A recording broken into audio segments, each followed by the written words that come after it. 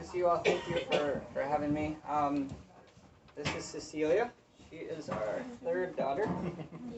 She pretends to be shy. But she's not. I know better. Not shy. Yeah.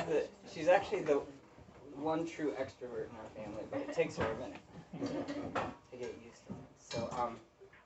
So my wife Megan and I we're pre-field OCMC missionaries. So just OCMC is the Orthodox Christian Mission Center. So it's the Synod of Bishops in the United States got together and created this organization so that to work together to send missionaries to foreign missions. And so that's the OCMC is that organization so they train us, support us while we're in the field, establish do all the red tape stuff, because working with the bishops, because no missionary goes to a foreign mission field without an invitation from the bishop there, from the receiving bishop. So they kind of deal with all that stuff. So I guess I want to start to tell you about this. The mission is it's in Fiji, Tonga and Samoa, out of the Metropolis of New Zealand. So in 2005, he was an abbot of he created a couple monasteries in Greece, mostly in the Greek islands. His name was Amphilochios, and he was definitely a very holy man. And they consecrated him bishop in 2005 and sent him to New Zealand, and he was told to minister to the people. There was maybe a few Greeks in Fiji, Tonga, and Samoa, which are 3 different island nations in the South Pacific. Fiji is by far the biggest. Tonga has less than 100,000 people as the whole nation. So it's quite small. Fiji is almost 1 million. I'm not sure about Samoa. But he went there and he thought to himself, is it only the Greek people that get to have the church, or what about all the rest of these people, He was looking around and saying, well, I want to bring the church to all of them, not just the Greek people, that may be living here, which are very few. And so he started, it's a pretty unique way of doing missions, especially from our mind. He took a few monks with him from the monastery, and he would fly to a different island. He would fly to Fiji, and he would start walking around and meeting people. And there's this one story that this lady who worked in a shop, she's an Indian Fijian, which means that her ancestors were brought over during the British colonial times about 100 years ago to work the sugar plantations, because Fijians are very relaxed and they don't have any real good reason to work in a sugar plantation because they don't want anything. They just want to hang out with each other. And so they couldn't get the Fijians to do any work, so they had to bring Indians over to do it.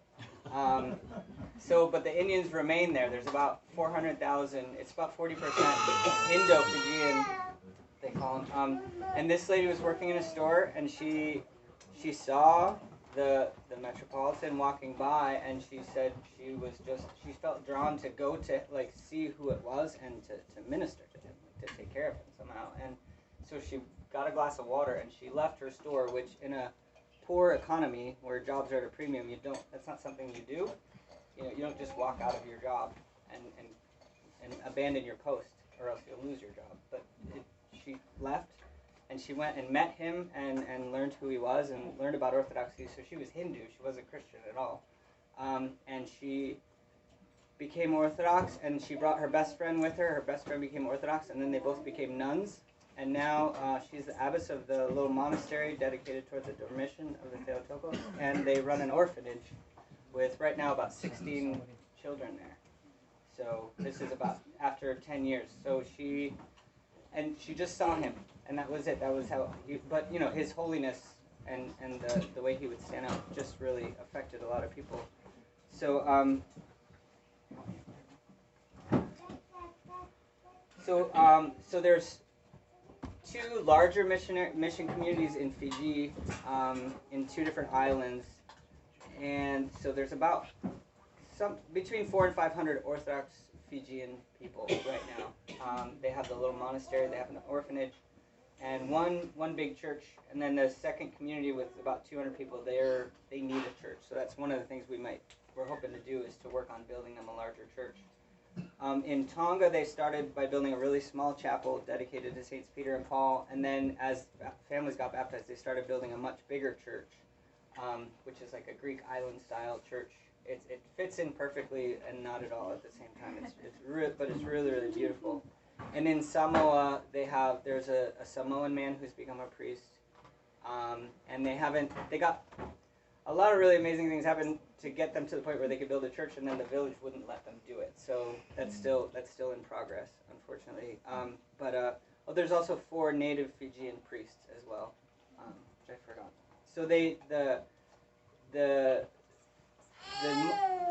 the model that they're using is to ordain and the native people as much as possible. I mean, we're going to go and help, right? But like, I'm not a priest. I'm not going to pastor everybody. I'm going, I'll be helping. I'm a building contractor by trade, and I've done, and I chant. I do Byzantine chant now, which is the style that they have there. So I'll be helping with the services and doing things like that. And my wife Megan is a teacher. And one of the things we'll be starting to do, probably one of the first things, is to build a school near the orphanage in Fiji. There's a lady in Australia and a lady in New Zealand who have been wanting to do this, to build a school there, and they want to come and actually stay. And so my wife Megan will be working with them to start this, and I'll be working on the building part of it once we get it going. In Fiji, there's a great need. It's very interesting because the children grow up either speaking their Melanesian native language or the Indo-Fijian language, depending on their ancestry, and then they conduct all their business in English. So it's actually a real problem for their education system because they're all learning they're getting their advanced education in a second language, all of them, which is difficult. So actually this center will be for tutoring, for littler children and tutoring to help all those, they're perfectly smart, they're perfectly intelligent, great people, but you're learning in a second language all the time. It's like they're always on their back foot. So this would be to help the children. What is that second language? English? English, yeah, sorry. So because it was a British colony, they all learned English, and now they conduct all their business in English because they have 2 different populations that speak different languages, and so they use the third language to talk to each other. Oh. Yeah. Yeah, it's complicated. Yeah. So, so Meg and I and the kids will be learning Fijian to try. That's what the mission or the Metropolis. That's what they told us. We said we're going to try and learn one language or the other, and that's the one they told us to learn. And I think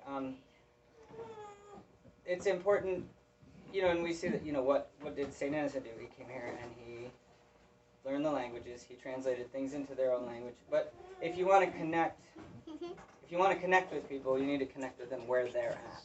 You know what I mean?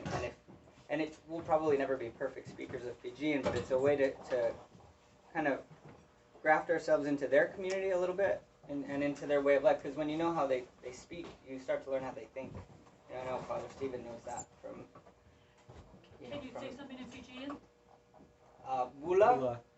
Bula, which is Bula is hello. It means health. It's like a general greeting. So and then mode is like goodbye. It actually just means sleep, but you say it all day. You know what I mean? So even if it's the morning, you say, go to sleep, basically. So. Did you learn Christ is risen? I haven't yet. No. So that's one of the things that the missionaries, if you want to think about it, is so Amphilochios is no longer there. He retired, and for him, retirement is he got a titular see in Turkey, and now he's in Turkey building a monastery. That's retirement for him, So with the political and ramifications of that are pretty amazing. But that's what he's doing now. So when he left, a lot of his monks went with him, and he really left one Hiram monk. His name is Father Amphilochios, and he's running all the missions. They have a new Metropolitan, Miron, who's really wonderful and really wants to continue the work. But he didn't come with all the connections that the previous archbishop had in terms of funding and support and things like that. And so it's the two of them. There's a lady named Charlotte who runs the Facebook page and just tries to help with those kind of things, and then one other man who became a priest later in life, and that's the whole mission team to support missions in 3 countries, in addition to everything they're doing in New Zealand, which is pretty rough because they don't even have chanters for their own churches. It's basically an aging Greek population, you know. So one of the things, when I listened to a podcast a couple of years ago by this priest, Father Paul Patitsis, who was an American who was he was in New Zealand for about 9 years with his family, working with Metropolitan Amphilochios, and he gave a podcast on Ancient Faith Radio, and I listened to it. I was just telling Matushka this, and he was talking about all these things that happened, and it was fascinating. I remember I was painting a friend's house. He had just moved out of town, and I'm listening, and you know, he's telling these stories like about this woman who became a nun, you know, and is now running the orphanage, and these priests that are becoming Orthodox, you know, all these people, and I didn't think much of it, to be honest. I was like, you know, there's lots of interesting stories, you know, about things. It's great, you know, and it's fascinating, but I didn't know much what to make of it. And at the end, John Maddox, the interviewer, he said, you know, how can people help? And of course, you know, you can pray for us and donate through OCMC. But then he said, you know, I'm hoping there's some people there who are listening to what I'm saying and they're hearing my words, and I want you to know I'm talking to you. I want you to come and help. And I just basically like broke down, and I knew that he was talking to me, like, and God just made it very, very clear. Much to my surprise, to be honest, you know, because I had never thought of doing mission work in that way, like a foreign missionary. I never imagined it, but it was pretty overwhelming. And then I had to go home and tell my wife what just happened, because you know, she's very closely connected to this, obviously. And the thing is, I had just done this to her about 1.5 years before. I had a state job for about 6 years, and I heard something and it really made me convinced that I should start my own business. I should quit the state and start a business. And I was riding. So Anchorage and Eagle River are about 30 minutes apart. My bus, and so I'm on the bus home, and I'm reading this thing, and I'm like, oh gosh, I need to start a business. And it just, again, like, felt really strongly, and so I wrote out a business plan on the back of a piece of paper, and I came home to my wife and said, honey, I think she's going to be a little different now. And she walked with me, you know, she trusted me, and we went through that, and then I got to come home, you know, this is just 1 year later. You know, I was like, well, okay, we got a new thing, you know. It's a little more drastic, but we didn't know at that time what it was going to look like. But over time, the next thing that happened was I was emailing Father Paul, so I told him who I was, a building contractor, and Shannon, and Megan's a teacher, and these are the things we do, and, you know, just a brief sketch just to introduce myself. And he wrote back, and he said, I accept. And I don't know what he was accepting, but he was accepting our help, I guess, you know. And then he wrote, we were writing back a couple of times, and then he said, the Metropolitan, who actually had never been to Tonga and didn't know about any of these missions when he got to New Zealand, this was all new information to him. Nobody had told him he was taking over all these missions. He said, he's taking a visit to Tonga, and he'll be there in 10 days. You're invited to come. I said, okay. So I didn't have a passport or anything at that time. But the good news is I had my own business, so I could do what I wanted, and so I got a passport and I went. And, you know, with Megan's blessing, and I met the Metropolitan, and then this Father Amphilochios and Father Paul, and sort of made that connection. And then, without going into all of it, I could keep you here all day, but we went back about 1 year later to work on, they asked me to work on the church building in Tonga, that beautiful Greek, that Greek-style, island-style church, because the construction had stalled out. Any of you who are, I mean, gosh, you know, even just being here, but especially the more remote you get, the more difficult it is to get anything done. And this building has been going on since 2017. So last year in March, we went, a group of 5, including David Young, who a lot of you know. I just knew he would come on short notice, so I grabbed him and he came to help. We went and helped a group of Greek men who were already there. They were working on the domes and trying to get the building dried in, try to get some windows in, try to get it so at least, the building was protected because it was starting to mold inside and stuff like that. We had to stop that process. And while I was there,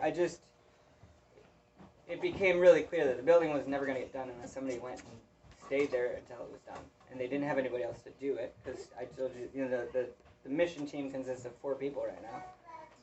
To support 500 parishes in 3 different nations, or 500 Orthodox people in 3 different nations. So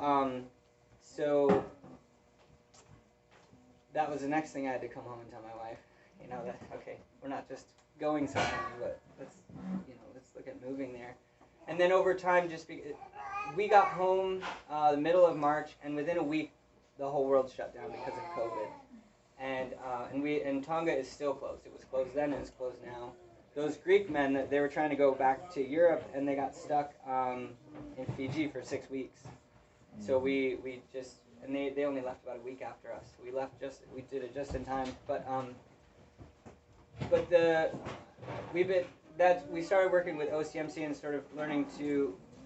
One of the things we're doing is sort of a master's level course in missiology from an Orthodox perspective, which has been really, really great, because that's the thing that's helped Megan sort of get over the hump. Like, okay, why are we doing this? What's the big picture? What does mission look like in the Orthodox Church? Because it's not when we think of missions, we think of taking a Bible and going to somewhere and giving them Bibles and talking to them about Jesus. Like in Orthodoxy, those things may happen, those things do happen, but that's not like the foundation is really. To put it simply, when we go as missionaries and our family go out and we meet people and we're doing mission work, what that really means is that we're presenting to them the love of the body of Christ. And we don't have anything of ourselves to give them, really, but the way that God shares his message is through people who are living in community with each other. We're having liturgy, and we connect with each other that way in Christ, and then we bring that love. They will know you're Christians by your love, right? Like that's the distinguishing thing. And by loving them wherever they are, however they are, and in whatever way that we're able to with our gifts, then God moves their hearts, really. And so as we started to sort of change the way we were looking at missions, we realized this isn't just about a building project. This isn't building people a church somewhere, even though maybe that's my skill set, right? But like, we decided to really change our focus to, we just want to go and be with the people. We'll do work, we'll do things, but but with an attitude of sharing that love, and that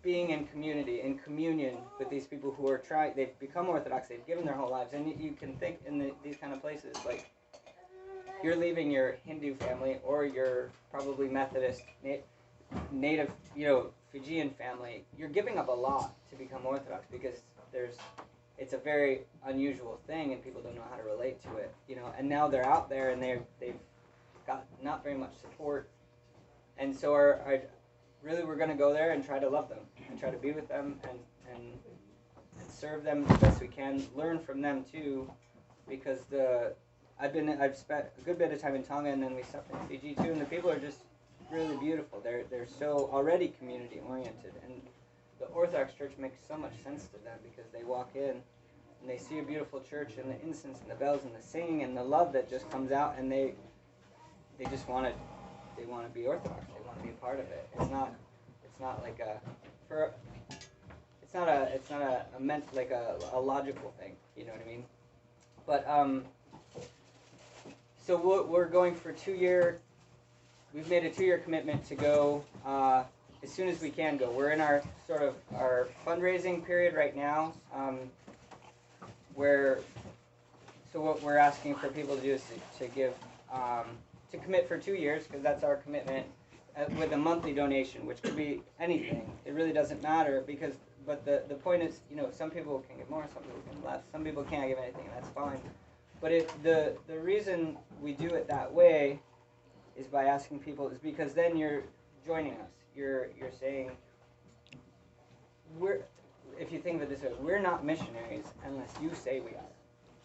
And one of the ways, you say you are by supporting us, by praying for us, of course, you know what I mean, and giving us the funding to do it, and supporting us while we're there, and maybe even coming to visit us, maybe even participating. But But if we're not in that community, in that communion with each other all together, in the Orthodox Church, there's no missionary.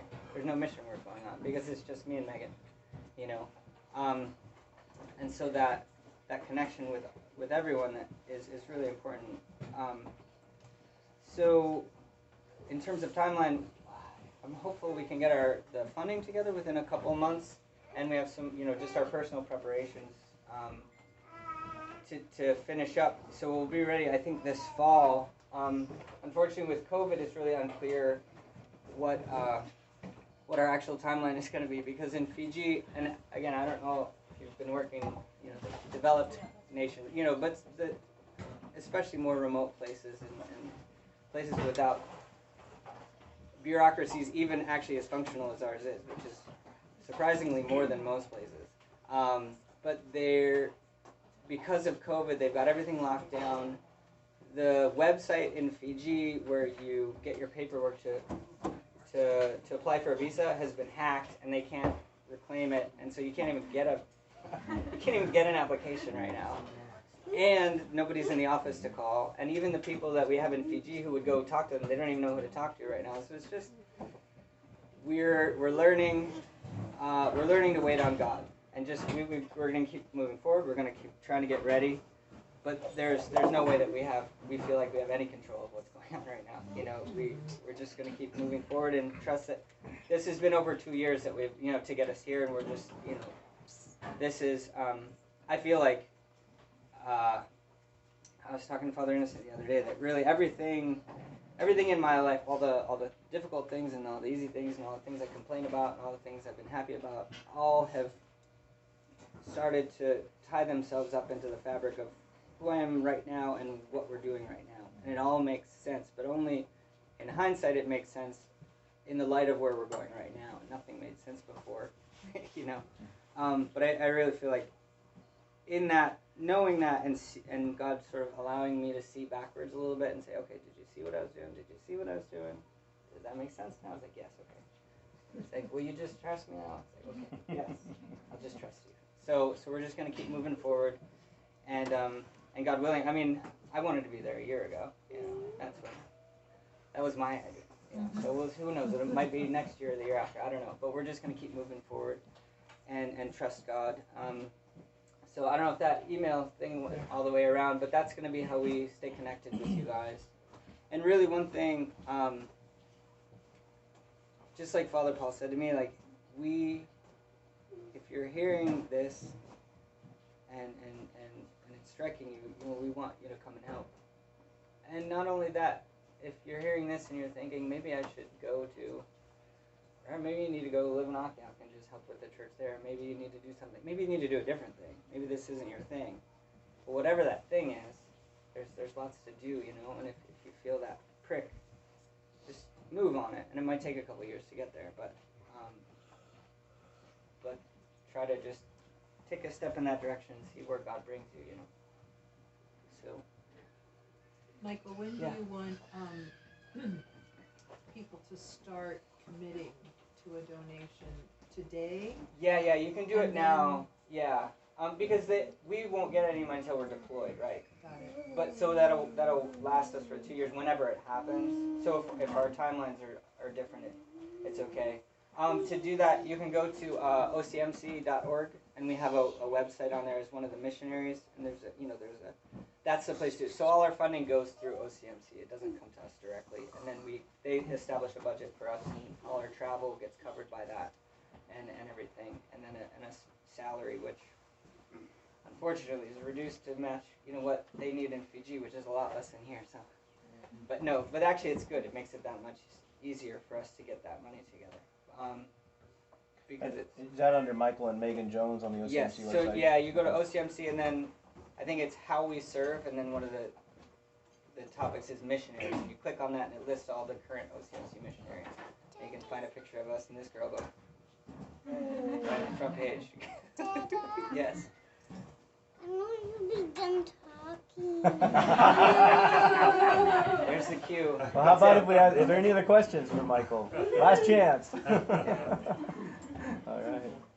Yeah. So one thing I do have a blog about both my trips to Tonga, And it's on. I made a little website called Orthodoxy for Tonga. It's all one word, and you can find that. Or honestly, if you look up Orthodox and Tonga on Google, there's nothing else. There's just my website, you know. And I have a bunch of videos, and I did an ancient faith interview with Father Paul and Father Amphilochios together. We did an interview after my last trip.